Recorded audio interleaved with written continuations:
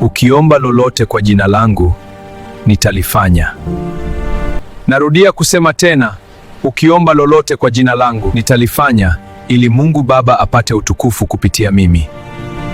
Hata kama jambo unaloliomba kwako ni gumu, liko nje ya uwezo wako, nitalifanya, kwani hakuna jambo linalonishinda mimi Yesu.